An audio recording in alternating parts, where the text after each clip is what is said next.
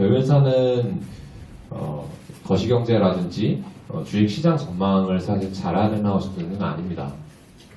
종목쟁이들이기 때문에 주식시장이 아무리 안 좋아도 주가가 오르는 주식들이 있거든요.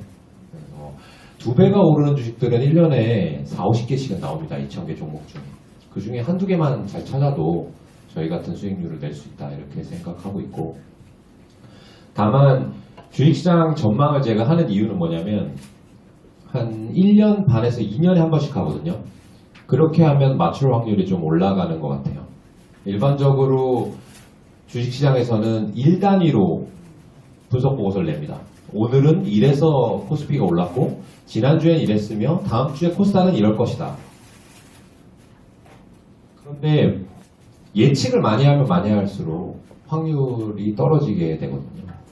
제가 이제 좋아하는 나심 탈레브라는 사람이 있는데 그분 책에 보면 그런 얘기가 나옵니다. 주식을 왜 장기 투자를 해야 되느냐. 장기 투자하면 돈 번다 이런 얘기를 하려는 게 아니고, 돈 벌어서 결국에는 우리가 삶을 윤택하게 해야 되는 거잖아요. 그 마음에 달려있다 이런 얘기를 하는데 무슨 얘기냐. 내가 예를 들어서요. 오늘 이제 어떤 주식을 샀습니다. 내일 9시에 샀어요. 사고 나서 그것을 주가가 올랐는지 내렸는지 1분에 한 번씩 확인한다고 해볼게요. 그러면 그 기업 가치라든지 그 시장 전망과는 상관없이 주가는 단기적으로 오르내리기 때문에 주가가 1분 후에 확인했을 때 오를 확률, 내릴 확률은 5대 5입니다. 그런데 그거를 하루에 한 번 확인하면 51대 49 정도 되고요. 일주일에 한 번, 한 달에 한 번 하게 되면 55대 45 정도 되고요. 1년에 한 번 확인하고 3년에 한 번 확인하게 되면 7대 3이 되는 거예요. 근데 저희는 주식시장 차트를 볼 때 올라 있으면 기분이 좋고 떨어지면 기분이 나쁘잖아요. 그렇기 때문에 좋은 주식을 사놓고 매번 들여다보면 아무리 좋은 주식이라고 해도 기분 나쁠 확률이 50%니까 돈을 잘 못 벌고 내 몸만 축나는 거예요. 그래서 제가 주식시장 전망을 할 때는 정말 어떤 큰 확신이 있기 때문에 하는 경우가 많습니다. 그래서 이런 전망을 제가 지난 8월쯤에 내놓은 자료고요. 지금 한 5개월 지났지만 아직도 효용이 있는 논리들이다라고 생각해서 말씀드리려고 합니다. 제가 가장 좋아하는 투자자는 필립 피셔라는 분입니다. 근데 그 필립 피셔라는 분의 아드님께서도 지금 훌륭한 투자자예요. 그분이 이제 무슨 얘기를 했냐면, 강세장의 초기 수익률은 강세장 수익률의 많은 부분을 차지한다. 그렇기 때문에 놓쳐서는 안 된다. 두 번째는 강세장 초기 수익률은 약세장 막판 하락을 압도한다. 라는 얘기를 합니다. 주식시장이 많이 오르는 시점은 언제냐? 저점을 확인한 직후예요. 그런데 사람들은 그것까진 알지만 나는 내가 저점을 잡을 수가 없다라는 생각 때문에 오른 다음에 투자해야지 이렇게 생각하는 거죠. 왜냐하면 그때까지 떨어지면 무섭게 떨어지니까. 근데 실제로는 그걸 무서워할 필요가 없다는 거예요. 통계적으로 약세장 막판에 떨어지는 것보다 저점 확인하고 올라가는 게 훨씬 크다라는 겁니다. 내가 강세하면 이따가도 말씀드리겠지만 기분은 편안할 거예요. 하지만 그때 용기를 내신 분들보다는 훨씬 더 수익이 작을 거고 닥쳤던 개가 될 사람 확률이 높습니다. 그럼 지금은 어디냐? 지금 저는 경기 저점 국면이라고 생각을 해요. 사실 저는 아까도 말씀드렸지만 경제학을 공부한 사람도 아니고 그걸 전문가는 아닙니다. 그런데 제가 주식을 이제 10여 년 해오면서 느낀 건 뭐냐 하면, 사람들이 안 좋다 할 때는 여명이 밝아올 때이고 좋다 할 때는 조심해야 될 때입니다. 지금 이걸 정치적으로 받아들일 수도 있겠지만 이번 정부가 어떻게 되네, 우리나라 이제 뭐 미래가 없네, 경기가 계속 몇 년째 안 좋네. 실제로 그런 일은 발생하지 않습니다. 계속해서 안 좋아지는 경기라는 건 없어요. 경기는 순환하는 겁니다. 근데 왜 언론에서 안 좋은 얘기만 나오냐? 그게 더 조회수가 많이 나오기 때문이에요. 그럼 네가 왜 경기 저점이라고 판단하느냐? 우리나라 경기 순환 주기하고요. 종합 주가 지수는 거의 동행한다고 보시면 됩니다. 여기 이제 나와 있는 자료 중에 빨간색이 경기 확장기고요. 파란색이 경기 수축기입니다. 대부분의 경우 경기 확장기의 주가 오르고 수축기의 주가가 떨어지는 거 보실 수 있습니다. 우리나라는 지금까지 통계청이 자료 발표를 한 이후에 11번의 확장기가 있었고요. 지금 11번째 수축기입니다.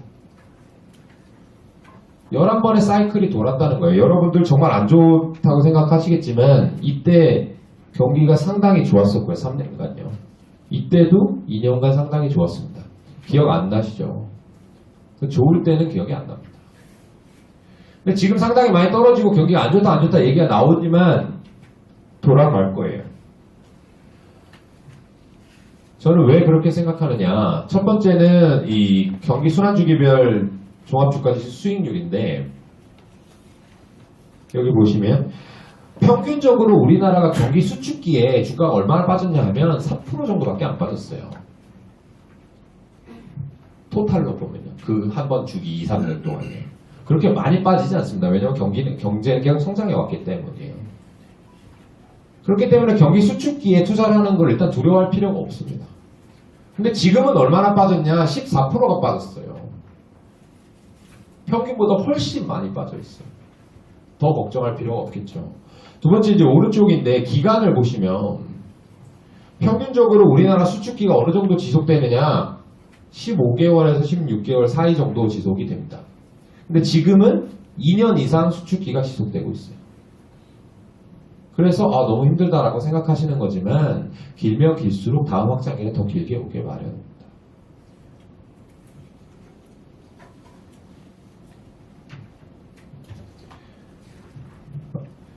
아까 것은 확률적인 얘기였고 이게 제가 실제로 몸으로 느끼는 건데 언론에도 마찬가지고 주변 사람들 그리고 여의도 사람들이 안 좋게 생각하면 그때가 보통 저점인 경우가 많은데요.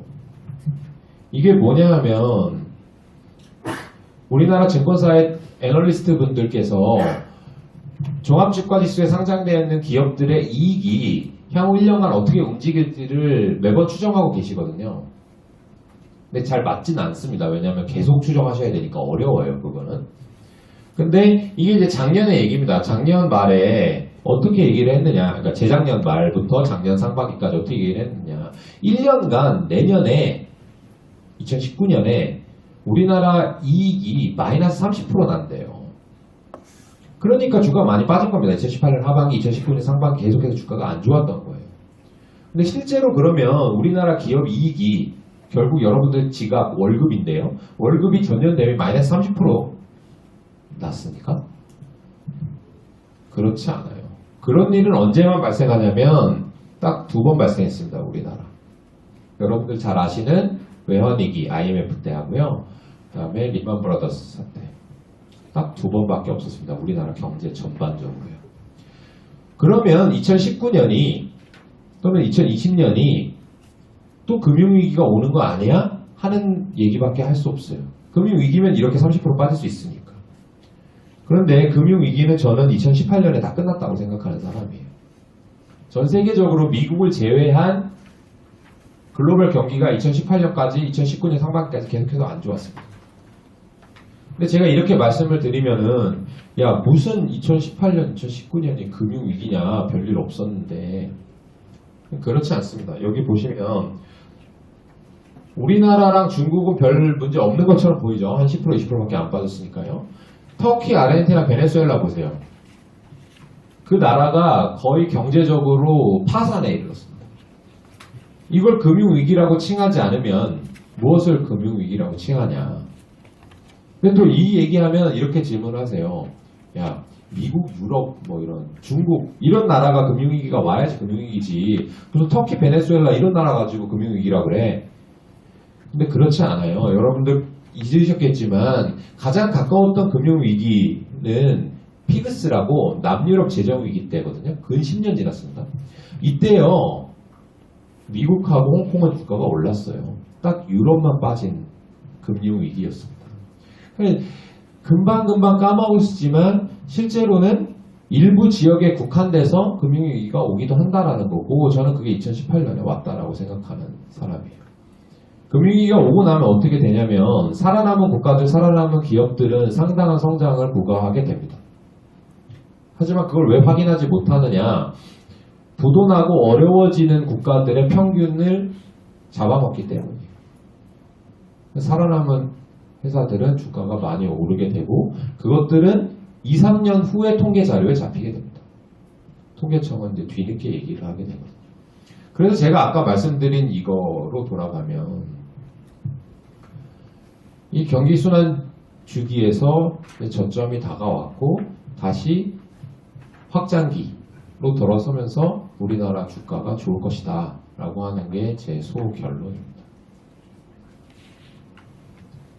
그럼 아까 말씀드린 최초의 강세장 수익률이 초기 수익률이 압도한다 이런 얘기인데요. 보시면 경기 수축기 말에 급락이 한번 오게 됩니다. 크래시 2018년 10월 우리나라 증시같이 그렇게 빠지는데 그거의 평균은 마이너스 12%밖에 안 되고요. 저점을 확인한 이후에 6개월만 갖고 있으면 26%, 28% 오르게 돼요. 그 얘기는 그 저점을 두려워하지 말고 갖고 있으면 결국에 플러스로 마감하니까 신경 쓰지 마라라는 얘기고, 두 번째는 경기 확장기 초 6개월이 전체 2, 3년간 확장기 수익 중에 얼마를 차지하느냐? 48%를 차지해요.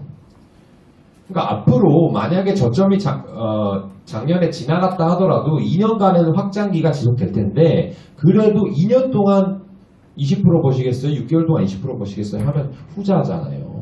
그러니까 그런 용기를 내셔야 될 때라는 겁니다. 그 다음에 마지막으로 이런 얘기를 하면 일본의 장기 침체처럼 우리나라가 큰일 나는 거 아니냐 이런 문제들을 제기하시는데 저는 거기에 대해서는 사실 큰 답을 갖고 있진 않아요. 그렇게 될 수도 있다고 보는 편이에요. 그래서 저희 회사는 해외 주식을 많이 하고 있고요. 근데 국내 주식에서도 그게 해결책이 없는 건 아닙니다. 왜냐하면 경기가 성숙하면 성장률이 떨어지는 건 당연해요. 근데 성숙하면 성숙할수록 정부 지출, 산업 생산, 개인 소비 중에 비중이 커지는 것은 개인 소비입니다. 돈은 이미 많이 벌어놓은 성숙 국가가 벌어놓은 국가로 소비를 하면서 살아가는 거예요. 그래야 신흥들도 성장하는 거예요. 그러니까 우리나라에서 주식을 계속 하고 싶으면 정부 지출 산업 생산 분야에 투자하시는 게 아니고 여러분들이 지갑을 열어서 돈을 어디다 쓰는지, 내 친구가 차미스를 먹다가 처음처럼 바꿨는지, 클라우드 먹다가 테라로 바꿨는지를 지켜보시는 게 돈 벌기 제일 쉬운 방법이고요. 그 중에서도 일부 분야에 집중하셔야 됩니다. 옛날에 돈을 많이 쓰던 것과 지금 돈을 많이 쓰는 곳은 전혀 달라요. 예를 들어서 예전에는 옷을 좋은 걸 사 입어야 됐을 때였어요. 그러면 백화점 가서 좋은 옷 입는 게 나만의 가치였는데 지금은 어린 사람들이 예를 들면 유니클로, 자라 이런 데서 싸게 옷을 사고 남은 돈으로 100만원, 200만원짜리 휴대폰을 삽니다. 그렇죠? 그리고 부모님들이 내 입을 거 아껴가지고 자식들 유학 보내요. 그러다가도 남아서 요새는 5년 전, 10년 전에는 없었던 공기청정기, 스타일러, 빨래 건조기 이런 것들이 없으면 자녀들 출가를 못 시킵니다. 그런 정도로 사람들의 소비가 계속 극단적으로 벌어지고 있어요. 저희는 그런 걸 찾는데 상당히 특화되어 있는 하우스입니다. 멤버들이 젊고 그런 트렌드 변화에 상당히 관심을 많이 가지고 있어요. 그런데 이런 하우스가 저희만 있는 건 아니에요. 다른 하우스들도 일부 있어요. 근데 그 하우스에서 중요해야 될 건 뭐냐면 주시해야 될 것은 그 하우스가 종목을 몇 개를 가지고 얼마를 운용하고 있는가가 중요합니다. 왜냐하면 종목을 50개, 100개를 갖고 있으면 어쩔 수 없이 이 소비 특화된 것과 상관없는 주식들도 사야 돼요.